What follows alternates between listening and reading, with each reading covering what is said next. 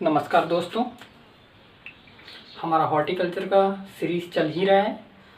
साथ में लोगों ने कहा कि सर एग्रोनॉमी भी शुरू करिए, तो मैं एग्रोनॉमी आज शुरू करते हैं। चलिए, एग्रोनॉमी जनरल एग्रोनॉमी है। हमने क्रॉप देख ही रहा था एग्रोनॉमी में, लेकिन ये जनरल है। कुछ कुछ बेसिक पॉइंट्स हैं, हम वो देखेंगे। ठीक है, जनरल एग्रोनॉमी ये सब तो जानते हैं। एग्रोनॉमी ग्रीक वर्ड से है, एग्रोस एंड नॉमी से मिल के बना है।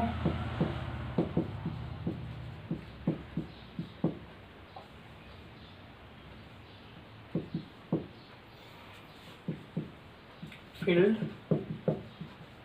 मैनेजमेंट, ये सब हर कोई जानता है, इसे रहने दीजिए। एग्रोनॉमी में हम शुरू करेंगे एटमॉस्फेयर से। टॉपिक लिखिएगा एटमॉस्फेयर। क्या होता है एटमॉस्फेयर? देखिए, सॉइल सरफेस से जब हम वर्टिकली अपवर्ड की ओर मूवमेंट करते हैं, इसे एटमॉस्फेयर कहा जाता है। ठीक है, कुछ लेयर पाए जाते हैं एटमॉस्फेयर में।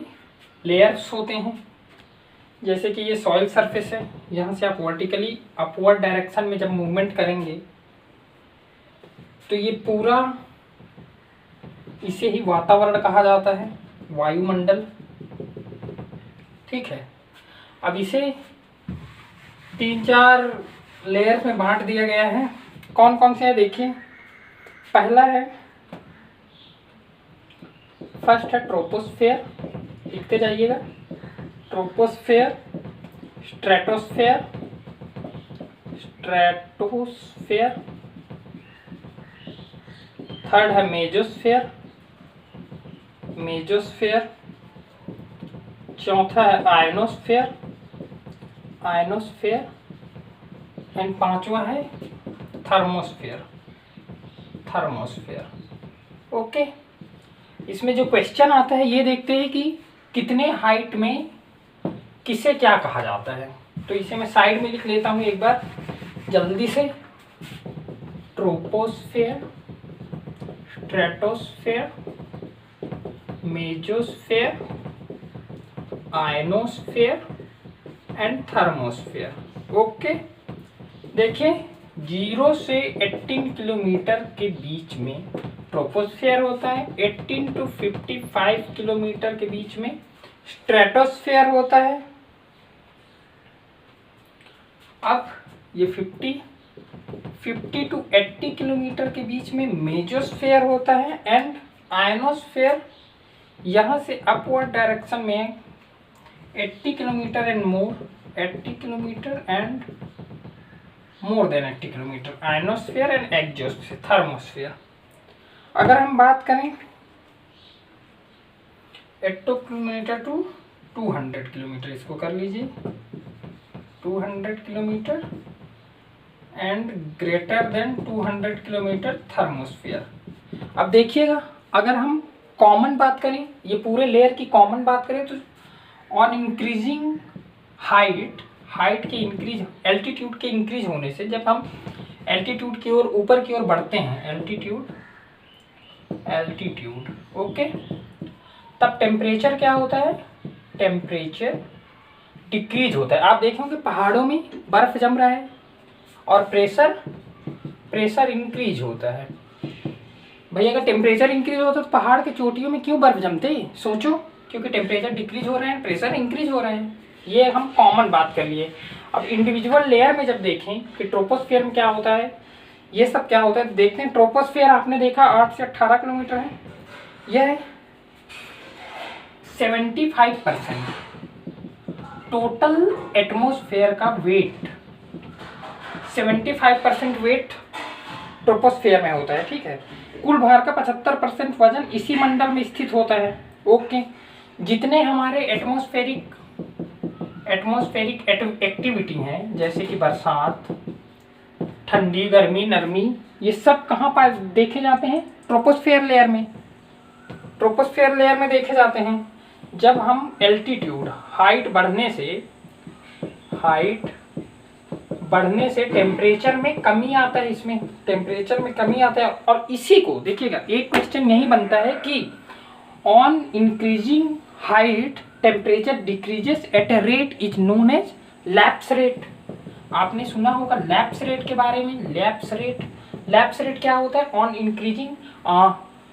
ऑन इंक्रीज ऑन हाइट के इंक्रीज होने से टेम्परेचर में गिरावट आना, और जिस रेट से गिरावट आता है उस रेट को कहा जाता है लैप्स रेट, और इसकी वैल्यू होता है 6.5 डिग्री सेंटीग्रेड प्रति किलोमीटर ट्रोपोस्फेयर के केस में। तो यहाँ पे लिख लीजिएगा लैप्स रेट 6.5 डिग्री सेंटीग्रेड प्रति किलोमीटर क्या है? लैप्स रेट ट्रोपोस्फेयर में।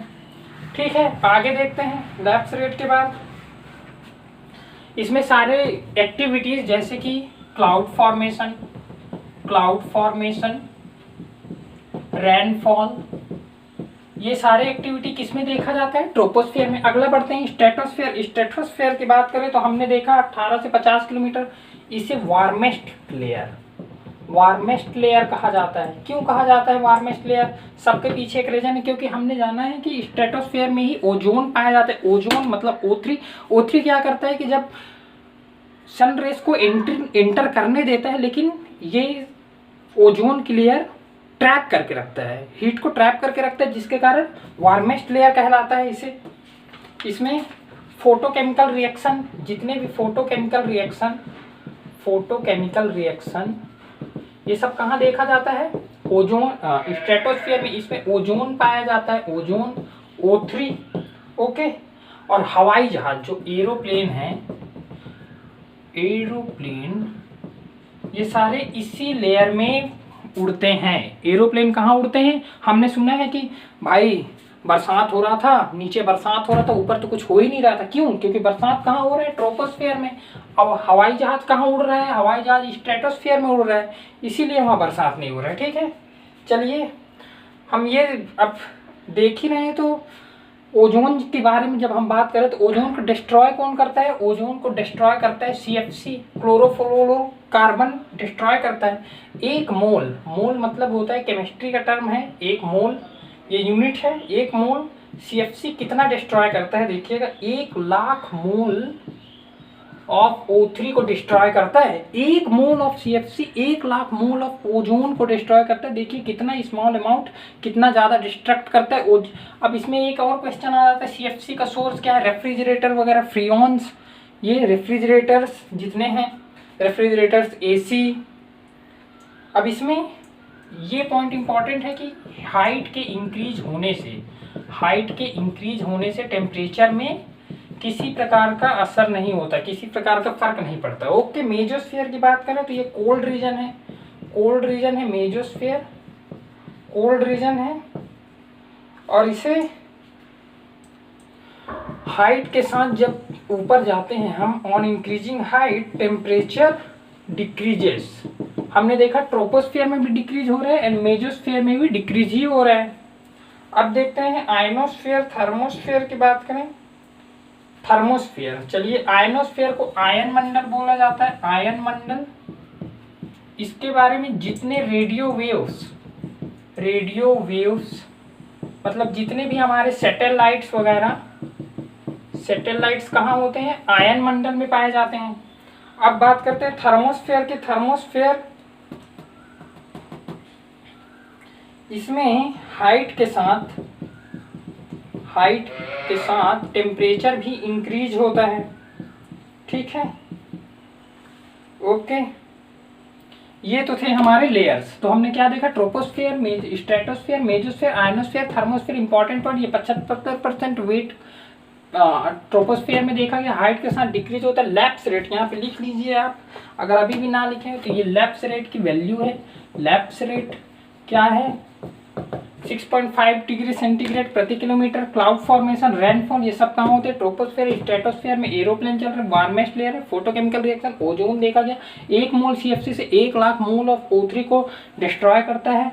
इसमें हाइट इंक्रीज के साथ टेम्परेचर में किसी प्रकार का प्रभाव नहीं होता। ओजोन को डिस्ट्रॉय कौन कर रहा है? CFC। मेजोस्फीयर के बारे में हमने देखा, कोल्ड रीजन है, हाइट इंक्रीज के साथ टेम्परेचर डिक्रीज, मतलब ट्रोपोस्फेयर एंड मेजोस्फीयर में ही टेम्परेचर डिक्रीज हो रहा है। आयनोस्फीयर को आयन मंडल या रेडियो वेव, सैटेलाइट, जितने मोबाइल कनेक्शन है, ये मोबाइल मतलब सैटेलाइट यहाँ लगा हुआ है। उसके बाद थर्मोस्फेयर की बात करें तो हाइट इंक्रीजिंग के साथ साथ टेम्परेचर भी इंक्रीज होता है, सबसे वार्म्थ लेयर बोला जा सकता है इसे, क्योंकि इंक्रीज होने के बाद ऑन इंक्रीजिंग हाइट टेम्परेचर भी हाई हो रहा है। आगे बढ़ते हैं, चलिए अब हम बात करते हैं कंपोजिशन ऑफ एटमॉस्फेयर। जब हम सॉइल साइंस पढ़ रहे थे तो कंपोजिशन ऑफ वहाँ गैसेस देखे थे सॉइल के केस में, अब एटमॉस्फेयर में देखते हैं। चलिए यहाँ कंपेयर कर लेते हैं कि यहाँ पे गैस का नाम लिखिएगा, ठीक है, और कंपोजिशन इन एयर एंड यहाँ पे लिख लीजिएगा इन सॉइल। ओके, दोनों देख लेते हैं। तो गैसेस को देखते हैं, पहला है nitrogen, then oxygen, argon, then carbon dioxide. ये गैस देखे गए 1 2 3 एंड 4, मेनली 4 गैस के बारे में बात करते हैं। अगर हम बात करें कंपोजिशन एयर की तो एयर में देखते हैं 78.08%। देखो इसको 2 पार्ट में बांटा है कि वॉल्यूम बेसिस पे कितना है एंड वेट बेसिस पे क्या है। ओके, तो वॉल्यूम बेसिस पे 78%, ऑक्सीजन 20.95%, आर्गन की बात करें तो 0.93% और कार्बन डाइऑक्साइड 0.03% एंड 300 ppm इसी को कहा जाता है। जब हम हॉर्टिकल्चर सॉइल साइंस पढ़ रहे थे तो मैं आपको बताया था ppm से परसेंटेज कन्वर्जन कैसे होता है, ये आपको पता है। चलिए वेट बेसिस पे अगर हम बात करें तो नाइट्रोजन की बात करें तो 75.5% nitrogen, oxygen 23.14%, argon 1.2342% and 1.0% carbon dioxide. ये है वेट बेसिस पे, ये है वॉल्यूम बेसिस पे। तो यहाँ क्वेश्चन बनेगा सबसे ज़्यादा वॉल्यूम बेसिस पे कौन सी गैस पाई जाती है, नाइट्रोजन सबसे कम पाया जाता है, कार्बन डाइऑक्साइड कभी पूछ लेगा 0.03%, कार्बन डाइऑक्साइड को कितना ppm हुआ तो 300 ppm हुआ। अब बात करते हैं सॉइल में 79.2% नाइट्रोजन पाया गया, 20.6% ऑक्सीजन पाया गया एंड 0.90% आर्गन पाया गया, 0.25 to 0.30% ये पाया गया। क्या पाया गया, CO2। अब देखो यहाँ एटमॉस्फेयर में CO2 कम है और सॉइल में CO2 ज़्यादा है। क्यों? क्योंकि सॉइल में माइक्रोब्स की संख्या ज़्यादा है। संख्या के बेसिस पे हमने बात किया तो संख्या के बेसिस पे हम पढ़ चुके हैं सॉइल साइंस में कि बैक्टीरिया संख्या के बेसिस पे सबसे ज़्यादा सॉइल में पाया जाता है। अगर वेट वॉल्यूम बेसिस पे देखा जाए तो फंगस पाया गया था। चलिए आगे हम देख रहे हैं। इसके बाद कभी कभी क्वेश्चन आ जाता है कि जो रेनफॉल होता है वर्षा जल में, रेनफॉल में CO2 की मात्रा बताइए तो 0.45% रेनफॉल में वर्षा जल में CO2 की मात्रा होती है।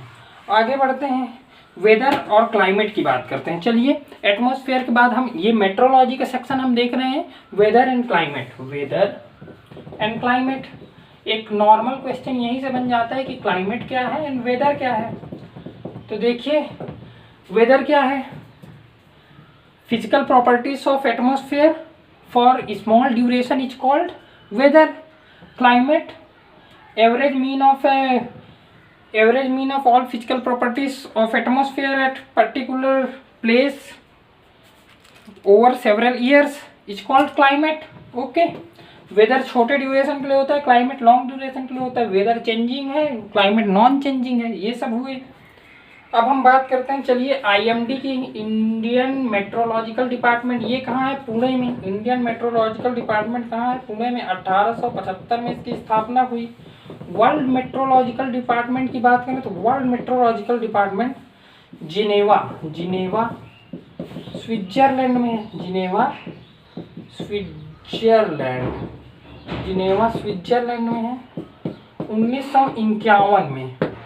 मतलब देख रहे हैं इंडियन मेट्रोलॉजिकल डिपार्टमेंट पहले स्थापना हो गया है, 1951 में वर्ल्ड मेट्रोलॉजिकल डिपार्टमेंट हो रहा है। इसके साथ साथ आप ये भी देख लो, इसरो कहाँ है, बैंगलोर में।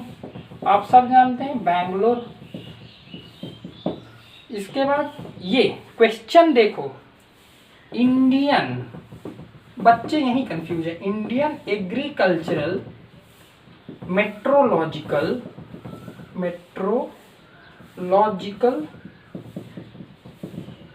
Department New Delhi.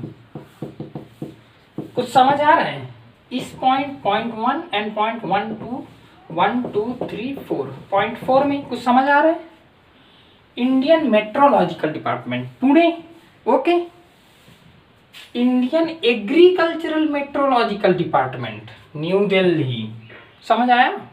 Indian meteorological department Pune, Indian agricultural meteorological department New Delhi, keep in mind, okay. Confuse नहीं होना है यहाँ पे। आगे देखते हैं, वेदर हमने देखा क्या है क्या नहीं है। अब मेट्रियोलॉजी, मेटियोरोलॉजी, ये कौन से भाषा से लिया गया है? ग्रीक भाषा से लिया गया है, ठीक है।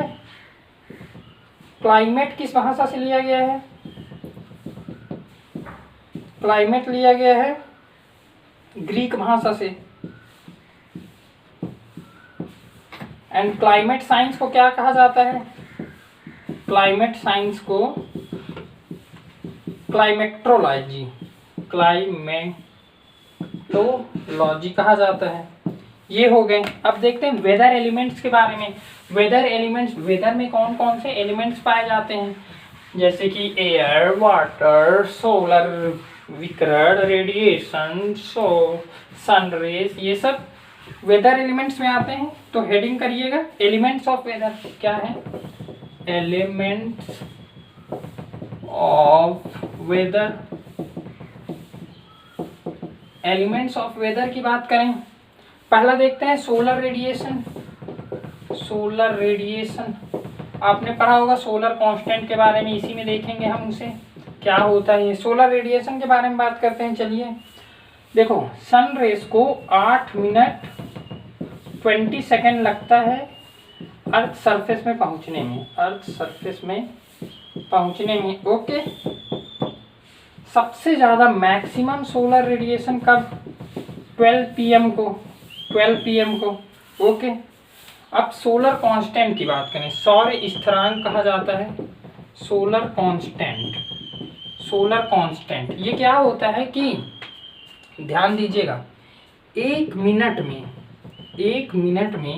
1 सेंटीमीटर स्क्वायर एरिया, मतलब 1 सेंटीमीटर, ये एरिया में कितना सोलर रेडिएशन फॉल हुआ, कितना सोलर रेडिएशन गिरा, इसी को क्या कहा जाता है? Solar constant. समझ में आया? फिर से एक बार देखिएगा, 1 मिनट में 1 सेंटीमीटर स्क्वायर में कितना रेडिएशन फॉल हुआ, यही क्या है? Solar constant. सोलर कांस्टेंट का वैल्यू 1.94 कैलोरी प्रति सेंटीमीटर स्क्वायर प्रति मिनट, ओके। या इसको अगर वाट में कन्वर्ट करें तो 1353 वाट प्रति मीटर स्क्वायर, ये है SI यूनिट में, ओके। और ये CGS यूनिट में, ठीक है। ये तो था क्या? सोलर कांस्टेंट क्या है मैंने बताया आपको। अब क्वेश्चन देखिएगा, 2 क्वेश्चन आता है कि टोटल इनकमिंग रेडिएशन को कौन सा उपकरण मापता है? तो टोटल इनकमिंग रेडिएशन को पायरेनोमीटर, ठीक है। और डायरेक्ट सोलर रेडिएशन को कौन सा इंस्ट्रूमेंट मापता है? तो इसको देखिए, पायरेहेलियोमीटर। क्या? टोटल इनकमिंग रेडिएशन को पायरेनोमीटर एंड डायरेक्ट सोलर रेडिएशन को पायरेहेलियोमीटर। ये दोनों क्वेश्चन मोस्ट इम्पॉर्टेंट, ओके। हमने एल्बिडो पढ़ा था, एल्बिडो पढ़ चुके हैं हम कि जितना इनकमिंग से कितना आउटगोइंग हुआ, यही क्या है? अल्बेडो, ठीक है, अल्बेडो, ओके। और किससे मापते हैं? तो अल्बेडोमीटर से इससे माप किया जाता है। हमने देखा था कि जो सबसे ज़्यादा अल्बेडो किसका होता है? सबसे ज़्यादा अल्बेडो होता है स्नो एरिया का। समझ में आई बात? जहाँ बर्फीला, अंटार्कटिक का, ओके। आगे बढ़ते हैं, चलिए। अल्बेडो हमने देख लिया। देखिए, नॉर्मल अगर अर्थ सरफेस की बात करें, अर्थ सरफेस, तो अर्थ सरफेस का अल्बेडो कितना है? 35 से 40% है, मतलब 100% आया, उसमें से 40 रिफ्लेक्ट हो गया। ये क्या है, अर्थ सरफेस का अल्बेडो। और क्रॉप एरिया का, क्रॉप एरिया का अल्बेडो की बात करें, क्रॉप एरिया का, तो ये है 23 से 30%, 23 से 30% क्रॉप एरिया का अल्बेडो। अब दूसरा वेदर एलिमेंट देखते हैं, टेम्परेचर के, सोलर रेडिएशन के बाद टेम्परेचर को देखते हैं। टेम्परेचर, ओके, टेम्परेचर लिखिएगा। टेम्परेचर का माप किससे किया जाता है, थर्मामीटर से, थर्मामीटर। इसमें कभी पूछ देता है, बहुत टाइप के आ रहे हैं, मरकरी बेस्ड, अलग अलग। अब थर्मामीटर से माप रहे हैं। थर्मामीटर की खोज किसने किया था, गैलीलियो साहब ने किए हैं, गैलीलियो, ठीक है। थर्मामीटर दो प्रकार से होता है, देखो हमारे एग्रोनॉमी पर्सपेक्टिव से, आईसीआर पर्सपेक्टिव से, कंपटीशन बेस्ड पर्सपेक्टिव से ये क्वेश्चन यहाँ से बनेगा कि maximum thermometer and minimum thermometer. अब क्वेश्चन क्या आएगा कि मैक्सिमम थर्मोमीटर में क्या यूज होता है, अल्कोहल बेस्ड होता है ये। आप जब मेट्रोलॉजी लेबोरेटरी जाएंगे तो वहाँ देखेंगे मैक्सिमम थर्मोमीटर में अल्कोहल है। मिनिमम थर्मोमीटर की बात करें तो इसमें मरकरी पाया जाता है, मरकरी, मरकरी को Hg से डिनोट किया जाता है, ओके। अब देखिए, मैक्सिमम थर्मामीटर 2 pm को मापा जाता है एंड 4 pm को मिनिमम, 4 am को, सुबह 4 am को, और मैक्सिमम 2 pm, मैक्सिमम 2 pm और 4 am सुबह मिनिमम टेम्परेचर मापा जाता है, ठीक है। अब हम ये जानते हैं कि increase in every 10 degree centigrade temperature, increase in every 10 degree centigrade temperature, biochemical reaction जो है, बायोकेमिकल रिएक्शन डबल हो जाता है। समझ में आई बात। हमारे हर 10 डिग्री सेंटीग्रेड टेम्परेचर बढ़ाने से बायोकेमिकल रिएक्शन में इंक्रीमेंट डबल हो जाता है वो, ठीक है, ठीक है। अगर 45 डिग्री सेंटीग्रेड से, 45 डिग्री सेंटीग्रेड से ज़्यादा हुआ टेम्परेचर, तब रेस्पिरेशन रेट डिक्रीज हो जाता है, ठीक है। ये देख लिया आपने। अब कन्वर्जन यूनिट देखो, टेम्परेचर को हम फ़ारेनहाइट में भी नापते हैं, डिग्री सेल्सियस में भी एंड केल्विन में भी नापते हैं, ठीक है, तीनों में। तो कन्वर्जन देख लेते हैं क्या है। देखो, degree Fahrenheit -39/9 equals to degree centigrade, ये हुआ 32। ये इसको ऐसा भी कर सकते हैं आप, ठीक है। Fahrenheit -32/9 equals to degree centigrade. Kelvin की बात करें तो degree centigrade plus 273 equals to होता है kelvin, and fahrenheit -32/9 equals to degree centigrade, ठीक। ये रहा कन्वर्जन। अब विंड, थर्ड वेदर एलिमेंट। पहला हमने क्या देखा, सोलर रेडिएशन, दूसरा क्या देखा, टेम्परेचर। अब हम तीसरा देखने जा रहे हैं, विंड। तीसरा देखते हैं विंड क्या है। विंड, चलिए विंड लिखिएगा, विंड। इसमें भी इंपॉर्टेंट क्वेश्चन आते हैं विंड से कि अच्छा, विंड क्या है, हवा क्या है। Horizontal flow of air is called wind. Current क्या है, वर्टिकल फ्लो ऑफ एयर, ठीक है। विंड वेन, पहला क्वेश्चन देखो, यहीं से बनता है कि जो विंड वेन है ये क्या दर्शाता है, ये वायु की दिशा, मतलब direction of wind, okay. Wind vane दिखाता है। एनीमोमीटर की बात करें, एनीमोमीटर की बात करें अगर, तो एनीमोमीटर स्पीड ऑफ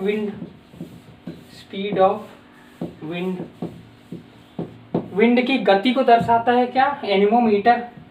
अब क्वेश्चन, सबसे गजब का क्वेश्चन यहाँ से आता है और स्टूडेंट यही कंफ्यूज। विंड वार्ड क्या होता है, विंड वार्ड एंड लीवार्ड। देखो, ये दो क्वेश्चन मोस्ट इंपॉर्टेंट क्वेश्चन, बंदा confuse. Wind ward and leeward. Wind ward मतलब वायु की आने की दिशा, इसको हिंदी में बोला जाए वायु वायु की आने की दिशा। समझ में आई बात? ये क्या है? विंडवार्ड। और लीवार्ड की बात करें तो वायु जाने की दिशा, जाने की दिशा, ये क्या है? लीवार्ड। आने की दिशा को क्या बोलेंगे? अगर मतलब ये अगर एक पर्सन खड़ा हो गया, ये एक पर्सन खड़ा है, अगर हवा इधर से आ रहा है तो ये क्या हुआ? Windward, windward. और ये हवा गया तो ये पीछे क्या है? लीवार्ड। समझ गए? विंडवार्ड एंड लीवार्ड क्या है? क्वेश्चन कई बार आया है जेआरएफ में। यहाँ से आगे बढ़ते हैं, चलिए। ह्यूमिडिटी, अगला वेदर एलिमेंट आता है ह्यूमिडिटी। ह्यूमिडिटी, ह्यूमिडिटी आर्द्रता। क्वेश्चन सबसे मस्त क्वेश्चन यहीं से आता है। स्टूडेंट कंफ्यूज हो जाते हैं, लेकिन कंफ्यूज नहीं होना। 3 टर्म है बस, 1 2 3। Relative humidity, relative humidity, relative humidity. Then आता है absolute humidity, absolute, absolute humidity. Then specific humidity, specific humidity. Okay, relative humidity की बात करें तो ये क्या है? Relative humidity water vapour, water vapour की अमाउंट अपॉन पूर्ण saturated condition, saturated condition into 100। ये क्या है? Relative humidity. ठीक है, इसको प्रतिशत में नापते हैं। यूनिट क्या है? प्रतिशत।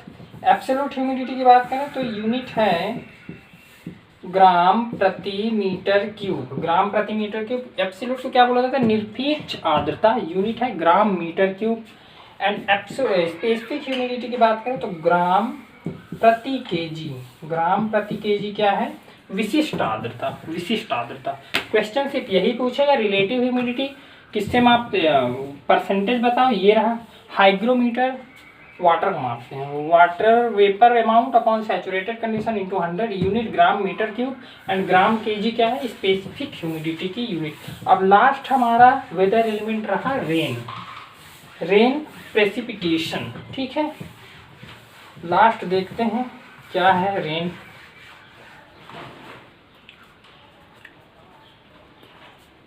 What is rain? रेन की बात करें, लिख लीजिएगा रेन प्रेसिपिटेशन। यहां से भी क्वेश्चन बनते हैं कि रेन में देखिएगा क्या क्या। अगर रेनफॉल, रेनफॉल,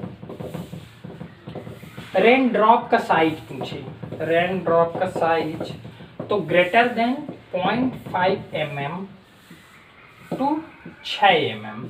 ये रेन ड्रॉप जो बरसात का जल है उसका साइज 0.5 mm टू 6 mm तक होता है रेन ड्रॉप। ड्रिजल, देखिए ये प्रेसिपिटेशन के टाइप्स हैं, फॉर्म्स हैं। ड्रिजल की साइज देखें तो 0.5 mm से कम।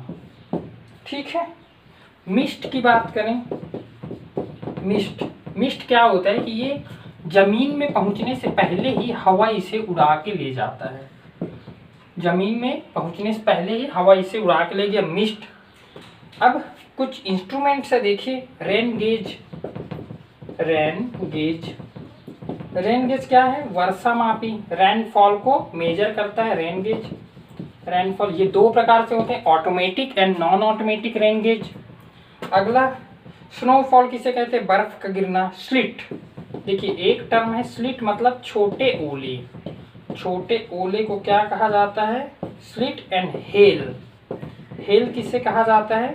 बड़े ओले को, बड़े ओले को क्या कहा जाता है? हेल। ठीक है, कौन सी बादल बरसात कराती है? देखिए कौन सी बादल बरसात कराती है तो निमो स्ट्रेटस, निमो स्ट्रेटस बादल जो है, बादल के आपने डिफरेंट टाइप्स देखा है, उसमें निमो स्ट्रेटस जो क्लाउड होता है वही बरसात के लिए रिस्पॉन्सिबल होता है। ठीक है, अब क्वेश्चन पूछ देता है कि आप कितना mm से ज़्यादा बरसात होगा तभी उस दिन को रेनी डे कहेंगे। आज बोलेंगे it's raining, today is rainy day. कितना बरसात ज़्यादा होगा तब, उसका भी कुछ यूनिट होगा ना, तब बोले जाएंगे। तो देखिए रेनी डे कब बोलेंगे, रेनी डे जब ये ग्रेटर देन 2.5 mm 24 घंटे में।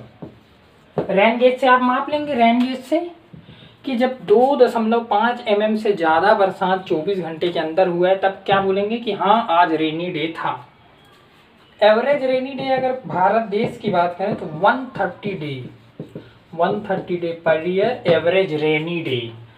एवरेज बरसात होने का दिन भारत देश में 130 डेज होता है। ठीक है। टोटल रेनफॉल जनरेटेड, ये क्वेश्चन जनरली पूछ लिया जाता है। टोटल कितना बरसात हुआ भारत का, वाटर बजट बताइए। Total rainfall generated volume in India, volume in India की बात करें तो ये होता है 400 million hectare metre. 400 million hectare metre क्या है, total rainfall generated volume in India. इसको हम अगले लेक्चर में कंटिन्यू करेंगे कि ये 400 मिलियन हेक्टेयर कहाँ से आया, किधर गया। मैं अभी पढ़ा सकता हूँ लेकिन 30 मिनट से ज़्यादा आप बैठ नहीं सकते, आप ज़्यादा पढ़ नहीं सकते। मुझे ऐसा लगता है अगर पढ़ने की इच्छा होगा तो मैं 1-1 घंटे का वीडियो बना दूंगा, मेरे को कोई प्रॉब्लम नहीं है। 1 घंटा भी मैं पढ़ा सकता हूँ, 1.5 घंटा भी पढ़ा सकता हूँ, आपके ऊपर है, आपका कैपेसिटी कितना है। अगर आपको ज़्यादा पढ़ना है, 1-1 घंटे की क्लासेस चाहिए, आप मुझे कमेंट करके बोल सकते हैं। ठीक है। तो अगले क्लास में हम क्या पढ़ेंगे, वाटर बजट। आज के लिए इतना ही, चलिए, thank you so much, thank you.